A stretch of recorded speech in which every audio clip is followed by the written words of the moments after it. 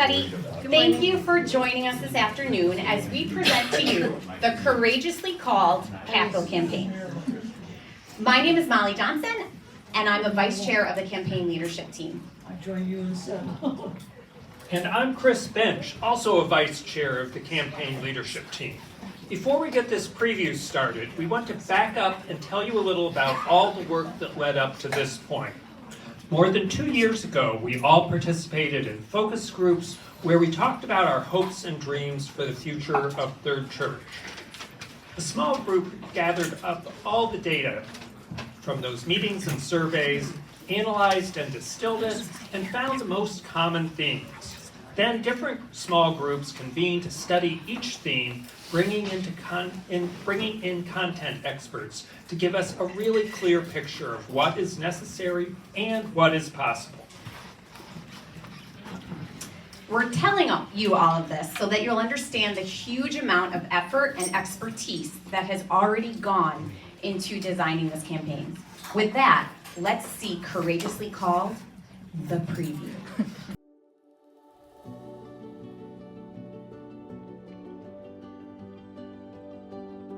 Hi, I'm Griff Vinton, And I'm Betsy Vinton. and we've been members of Third for over 23 years. Easter Sunday was the first time we'd ever come to Third, and we were just both overwhelmed by the music and the spirituality that we felt that entire service.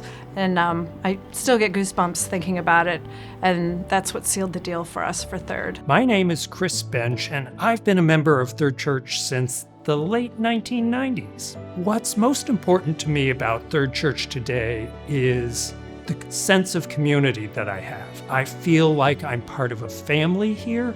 I feel like I know other people, they know me. I feel like we're all committed to a common cause, and that's something that's really rare in life these days. What excites me the most about the Capital Campaign is that it involves every key facet of Third Church. This is a campaign that no other church would probably do. It's a combination of who we're uniquely called to be. We're called to be a church that reaches out in the world. We're a church that's called to care for a historic structure. And we're a church that worships. I'm Tom Gillette.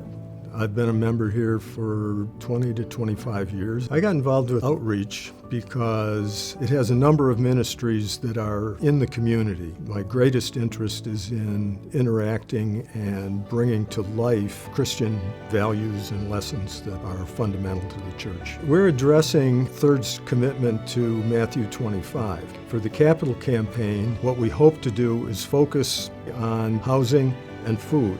A key aspect of the Outreach Capital Campaign proposal is the development of partnerships and alliances. Some of our existing partners identified new initiatives even within their organizations. For example, Family Promise of Greater Rochester has housing units that they intend to be transitional places for people. We're counting on the Capital Campaign to increase Third's capacity because we already have the will. My name is Jim Pocatello. I've been a Presbyterian since birth. The first time I set foot in the door was about 40 years ago at Third.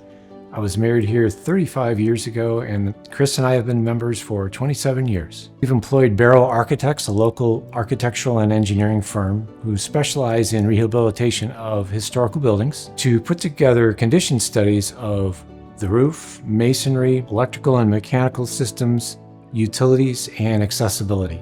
And so together we have arrived at a common work list. First off would be 5 active and significant water leaks on campus, 3 in the education building, 1 in the chapel, and 1 in the sanctuary narthex where I am now. Also the roof, the slate tile roof over the chapel, needs to be replaced. We need to repair the masonry in the bell tower and the minor tower along East Avenue. The bathrooms on the first floor and the second floor of the parish house, they need to be renovated in order to bring them up to today's accessibility code. We have been in this building now for at least 140 years.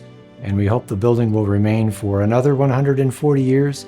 And this is our time to keep the building in good repair. My name is Fred Smith, and I've been a member of the church for longer than I can remember. I have great confidence in our leader, Rebecca. I'm very impressed with the care and thoughtfulness of the session and the campaign. A lot of fundraising campaigns try to move forward without really doing the homework. I'm really impressed and pleased and willing to be involved because of the confidence I have in the leadership and in the work that's being done by the people who are already involved. My name is Molly Johnson, My name is John Johnson. and we've been coming since 2016. We used to live just a few blocks away, and I would walk by all the time. And when it was time for us to figure out a church home, I said, I know the one. I love that this place has traditional worship. It feels very comfortable to us, feels very much like what we grew up with, yet it's filled with believers who think like us and have the same kind of outlook and mindset. I grew up in a traditional church and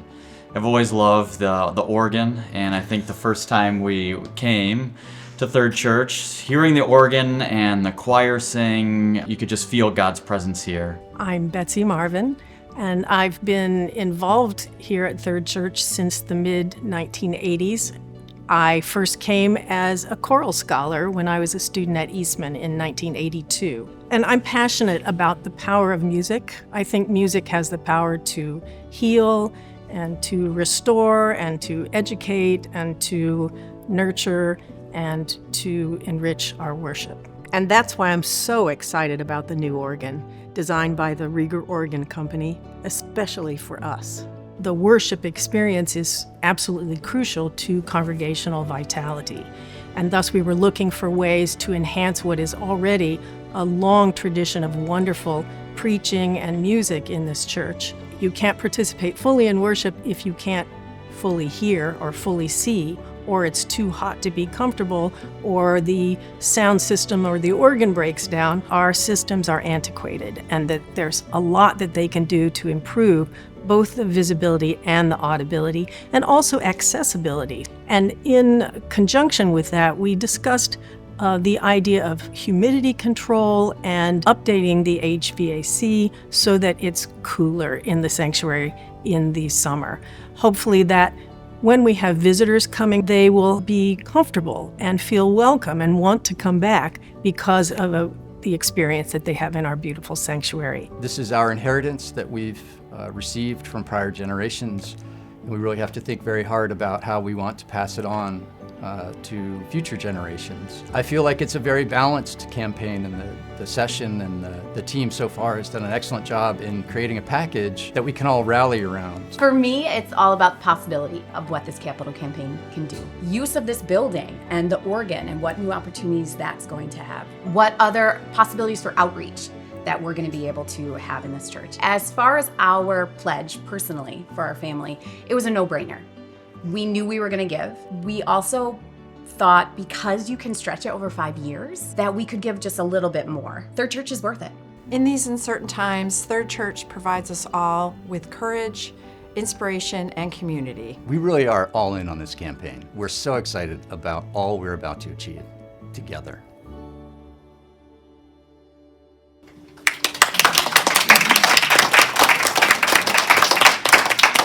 Wasn't that great? Our next step is to give you a little bit more detail about the scope and parameters of the campaign and give you a snapshot of its 3 major components. Then we'll turn the mic over to Katie Cowdrick, Bob Swenson, and Betsy Marvin to go into more detail about the worship section of the campaign. We are recording this presentation, and we've recorded the others too. So if you missed one, you'll be able to watch them all on YouTube. I'm sure as we go through this, some of you will have questions, and we want to answer them as best we can, but please hold them until the end of the next section. It feels like we're living at a pivotal moment in history right now.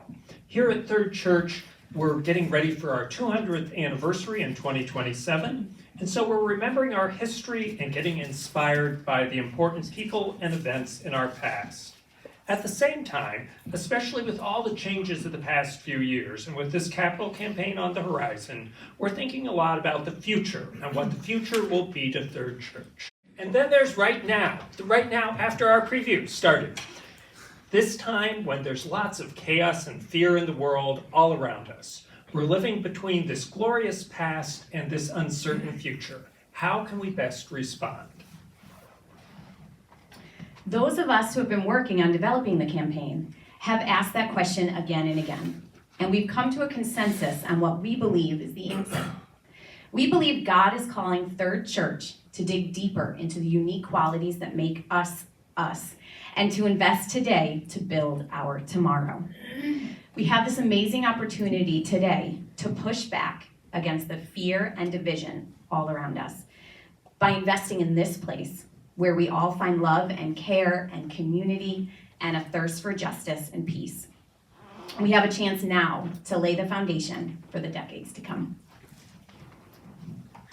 So you've just seen the video courageously called the Campaign for Third Presbyterian Church, describing a capital campaign with three major components that align with three major areas of our identity: beautiful traditional worship, dedication to outreach and social justice, and community housed in this amazing historic building. We'll talk more about all that in a second. But first, we'll answer the question on everyone's minds. How much is this going to cost? The goal for the campaign is $7.2 million. That's an ambitious number, but we are a generous congregation, and we have both the motivation and the creativity we need to reach our goal, especially when all of you get on board and get as excited as we are. Okay, back to the three main components of the campaign. We'll quickly go over the first two of those three main areas and then pass the mic to Katie, Bob, and Betsy. Our buildings are aging and require repair.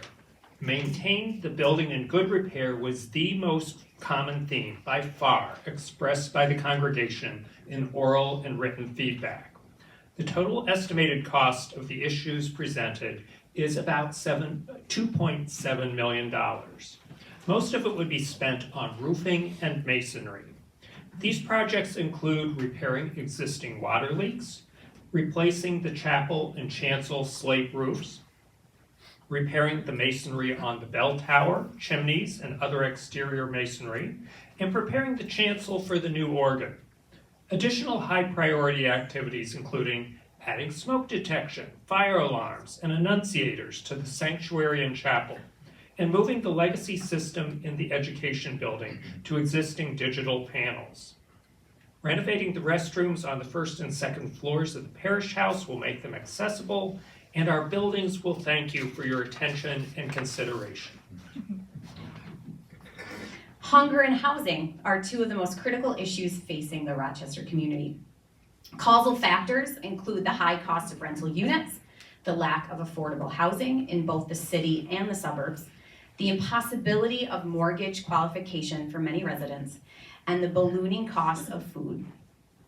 In our outreach ministries at Third Church and among our partner organizations, we are experiencing rapidly growing numbers of hungry and unhoused adults and families with children. We acknowledge that Third Church alone, even with the significant capacity that we have, cannot effectively address all of these issues. We aim to strengthen our existing relationships and build new ones with other community agencies in order to more effectively fulfill our Matthew 25 commitments to dismantle the root causes of structural racism and eradicate systemic poverty. The final area of the campaign is worship, and this is where we'll call on Bob, Katie, and Betsy, the experts in this area.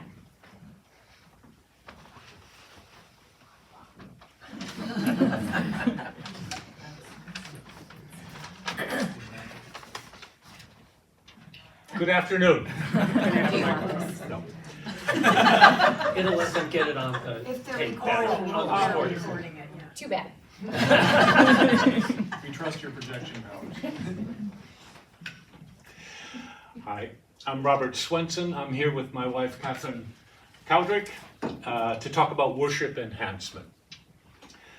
Katie and I teach voice in the voice, opera, and vocal coaching department of the Eastman School of Music and have since 2001. My first day of teaching was 9/11/2001. We were stalwart, we were traumatized, but we went on. And the students wanted to be there, and they wanted their lessons, and so we gave them to them. So the strength of the music ministries here, the solace and support that was given to me, to Katie, to our son, and to everybody else was palpable. We have been members since September of 2001. I personally have served on the session, and as a family, we have participated together often in worship and many musical events. Our son Matthew grew up in the kibbutz, in the choir programs, and participated in the musicals. So when we came here, we were invited actually by Betsy Marvin, who at the time was an associate dean of academic affairs at the Eastman School, and unofficially someone I had to obey.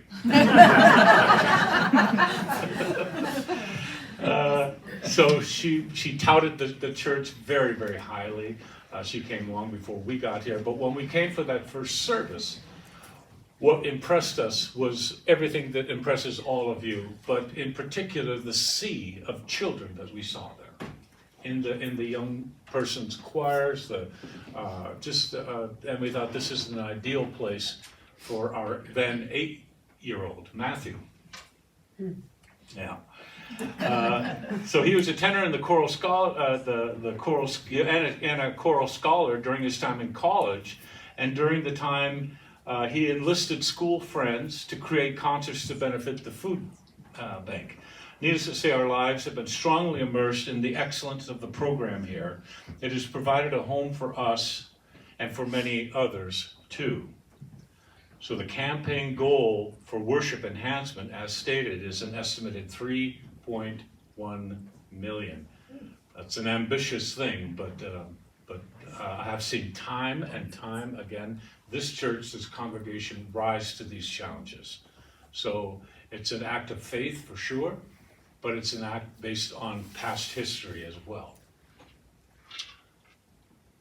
Is this a slide thing? It says so on my sheet here. All right, here you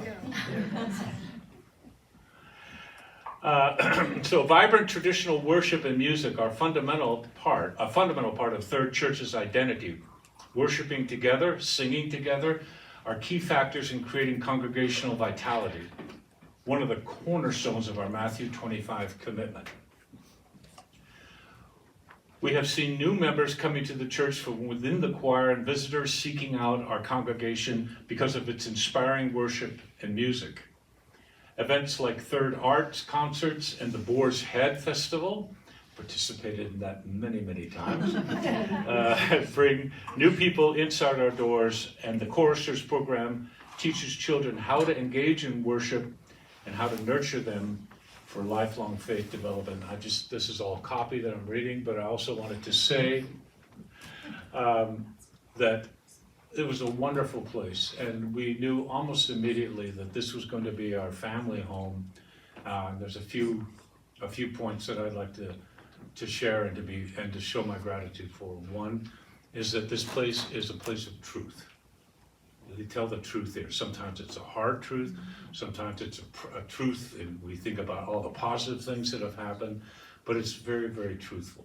And so there's a unity in the congregation and the support for me, for Katie, and in particular for our son as he grew up. It's not an easy thing as parents, as you all know, watching a child grow up from elementary school to middle school and through high school unscathed.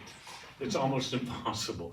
And so to have that Rock of Gibraltar in a church like this one, to keep a steady hand on our own child, and I'm sure many of your children, is a great blessing that I'm never, ever going to forget.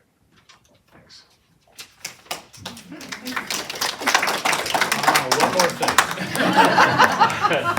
But as it was said already in the video, so the worshipers can't fully engage in worship if they can't see or hear. No one needs to tell me that. Getting old is not for wimps. If the sound system or organ aren't working, then the light is too dim and the room is too hot or humid. All these things affect attendance for sure. We have an online competitor, meaning the stream service. I have often told my own students at Eastman, no, you're not going to watch the stream of a recital. I want you to plant your butts in the seat, in the hall. It's important because they can feel you there. They can feel your spirit there when you are supporting other peers in their degree recitals. Same thing. Same thing with there are of course people that do much better when they don't have to get themselves to church for a myriad of reasons. But to keep the church in a technological place where we can hear well with the audio system, which is constantly being upgraded just because technology marches on. The lighting for the visual, all the programs in the correct font, all these things are huge, important things to be keeping in mind. Now I'm done.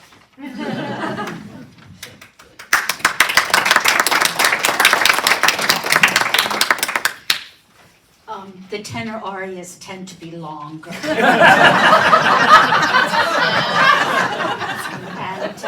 having lived in a house with 2 tenors, I'm very grateful for mental health benefits and the spiritual support that I received at their church over the last 20 years.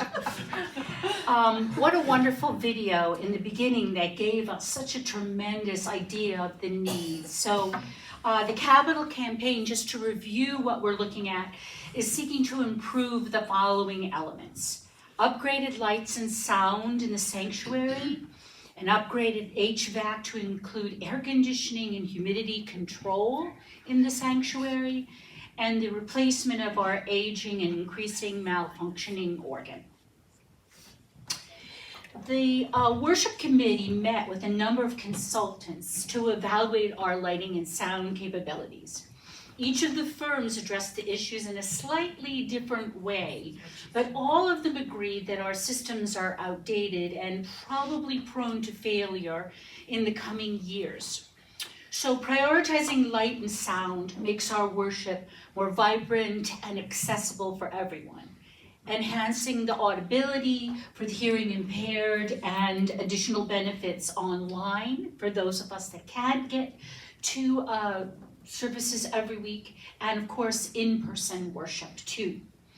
In addition to these upgrades, they'll make our sanctuary more attractive as a rental venue for concerts and community events, bringing additional potential income for our church. And the lighting improvements have the capacity to highlight the beautiful architectural features of our historic space. And I'm brought to mind when we had our mobiles of the cranes and different colors hanging. I would come into the church and fixate on the cross, but my eyes were taken up to that amazing vision of them floating above us in the air. Fortunately, in the last capital campaign, our upgraded HVAC was also on the wish list. But although we couldn't install air conditioning at that time, we did put in all the necessary ductwork for the sanctuary. So the job is partially complete. Humidity control will benefit our worshipers and certainly our instruments.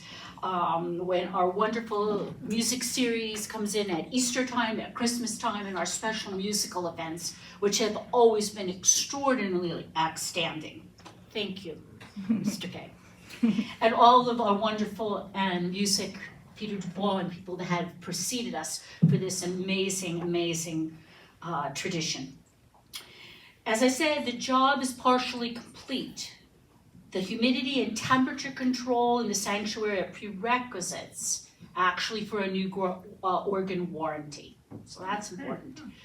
Returning to the theme of our vitality as a congregation, I think by upgrading these systems, we make the sanctuary a more welcoming place for visitors, as well as people who attend regularly for summer worship, for weddings and memorials, and for other events that have happened here and will happen for the future.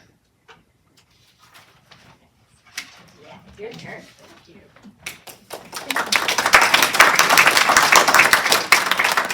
Hi, I'm Betsy Marvin, and I've been a member of the chancel choir since 1982, and I joined the church a few years after that. I've served on session, on music search committees, on the Worship, Music, and Arts Committee, and the worship subcommittee of both the last capital campaign and this campaign. I raised 2 children who participated in all the music and fellowship opportunities that Third Church offers. And my son Russell still sings in the chancel choir. I'm here to talk about the state of our 73-year-old Austin organ, which is currently on life support, although it may not be apparent to everyone. The Johnson organ, which preceded the Austin, lasted 60 years, and it underwent a major renovation during that time. The Austin is a decade older than that, and it has never been renovated. Parts for it are increasingly difficult to come by as the company that built it no longer exists in the same form. Meanwhile, the organ supports 200 plus worshipers every Sunday. It brings comfort to those at memorial services, it brings joy to those at weddings, and it's really the heartbeat that connects all the elements of worship, but it often needs emergency repairs. So what is it exactly that's wrong with the organ? Because we have such talented organists at the helm of our music ministry, we don't always see the problems that are going on behind the scenes. Many times our music staff has had to call for emergency tunings and repairs right before a concert or a service. And just this year, our organ has failed twice during worship with uncontrollable stuck notes, which are called ciphers, marring our worship experience. You might remember the time we had to turn it off and skip the postlude. But there are problems with the design of the instrument, even disregarding these emergencies. The first is that the pipes are buried in the walls. They can't speak directly out to the sanctuary. In addition, every note on the organ is linked to a note action that's covered in leather. There are hundreds and hundreds of these, and the 70-year-old leather is deteriorating on all of them. Each time one fails, they have to be custom made locally because the original company no longer exists to supply them. Likewise, the wind chests that provide the wind to the pipes, this variety is no longer made. As Jim Pocadillo did a few weeks ago, I'd like to share some pictures so that you can see the extent of the problems. The first is the enclosed pipes. These are in closets behind the walls of the sanctuary. So when the pipework is enclosed, you need many more pipes and loudly voiced to get the sound out and around the corner and out into the church to support congregational singing. These pipes speak across the chancel where they are very loud rather than out into the church to support your singing. You may be unaware that our organists actually sometimes wear earplugs when they're playing because the sound has to be so loud up front just to get out to you in the congregation. Sometimes they bring earplugs for us if they know that it's going to be particularly loud on a Sunday. Now, I mentioned the leather on the note actions, and James has brought a number of examples so you can see for yourself what the problem is. And I'm going to just put my mic down for a second and help hand these out and demonstrate. Thank you. Hand these out. All right, you can have them. Keepers. Yeah, I'll take them home after. Go around the other side. Who wants one? Oh, okay, yeah, it makes sense to have one row, maybe. Or two. That's a good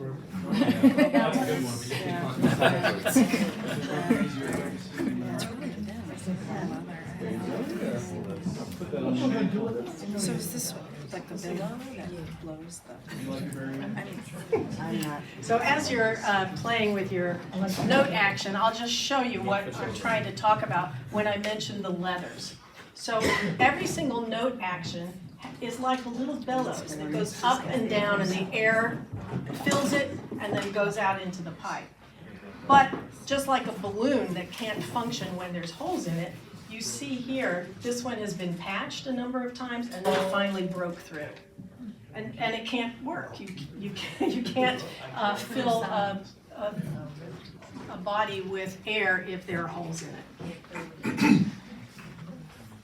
So I guess that's your souvenir. On the left of the screen here, you can see, here are two note actions. This one has been patched just to try to make it last a little longer. This is a normal one, but one of the 70-year-old ones. And here's a row of note actions. And the brown ones are the original 70-year-old ones. And the white ones are the new ones that have had to be made, custom made by the Parsons Organ Company when a note fails.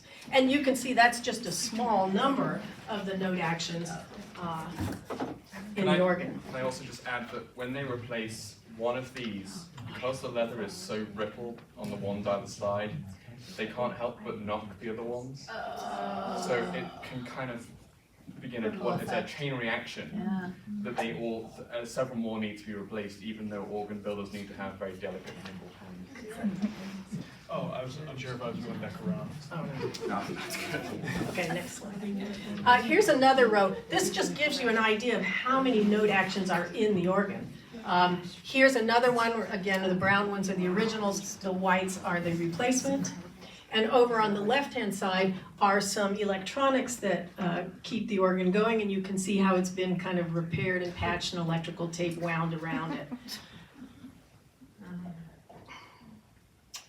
So I hope you can see the extent of the problem. The organ will continue to fail incrementally as more and more things go wrong, and it's expensive to fix every time that happens. The last capital campaign recommended replacement, and now the need is even more urgent. The worship subcommittee commissioned the Parsons Organ Company, which regularly services the organ, repairs it, to evaluate the state of the organ and what it would cost to renovate the whole thing completely. And their estimate was $2 million. Our committee did not feel that that would be good stewardship of our fundraising dollars to spend $2 million and renovate an undistinguished instrument that has other inherent problems like being buried in a wall. In fact, you would hear no difference sitting out in the pew having spent $2 million once a renovation is completed. It will sound exactly the same. You might think of this as taking your old family car and replacing the transmission and buying 4 new tires and new brakes and a paint job, but you're still left with the old family car, not a car of distinction or a collector's item. At this point, our committee, not being sure exactly what to do next, decided to bring in a consultant. We brought in Nathan Lauba, who's a professor of organ at Eastman, and a concert organist and someone who consults around the world to churches who are in situations such as ours. Nathan enthusiastically recommended to us the Rieger Organ Company located in Austria. Now, why Rieger? And why go to somebody so far away when we have Parsons around the corner, for example? In a few words, Rieger is special, and Rieger is interested in us. They are special because unlike most organ companies, they make everything themselves in their own workshop, rather than outsourcing the pipes from one company and the electronics from another company and the woodwork from another company. They do everything. They pour the metal, they roll out the pipes, they voice them, they handcraft the woodwork, they design all the computer electronics themselves. And this keeps everything in their control and gives you a unified instrument with no surprises. Rieger's president actually visited here, spent a day or more than a day at Third, spent an extended amount of time with James and with Nathan and Rebecca, talking about our worship style, talking about our architecture, what our needs were, and made a recommendation to us that you've seen in the video. I should also mention there are some other major Presbyterian churches in the U.S. with Riegers, Bryn Mawr Presbyterian and Chevy Chase Presbyterian. These instruments are more than 20 years old, and Rieger's interested in coming back to the U.S. in a church like ours. In fact, they're eager to build in Rochester because of the interaction between our music ministries and the Eastman School of Music's organ department, which is one of the preeminent departments in the world.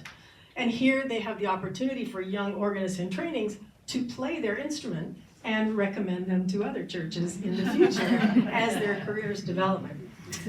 So for these reasons, our consultant, Nathan Lauba, is convinced that Rieger has given us an extremely reasonable price for the quality and the size of the instrument that they've proposed, or that we've proposed. And here it is. With excitement, we show you Rieger's rendering for the new organ at Third Presbyterian Church.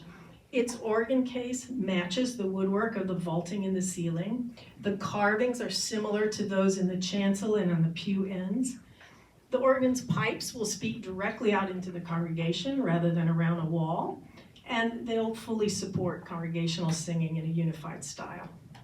The Austin organ can play everything, but it all sounds somewhat bland compared to what the Rieger will provide. With the Austin, it's sort of like French music is missing its butter, or English music is missing its gravy, and we want both butter and gravy here. The Rieger is designed in a French Romantic style, but without being limiting. So we'll enjoy the same great variety of repertoire in organ preludes and postludes, as well as accompaniments of diverse styles of anthems, solos, and hymns, but now with a more cohesive and distinctive quality in the sound. The overall difference will be manifold and exciting, and you'll hear it every Sunday, unlike the Austin, which after restoration will sound the same. So many people from our congregation have worked on this project, the sound, the lighting, and the organ, and this slide lists them with our thanks. And back to Molly for concluding remarks.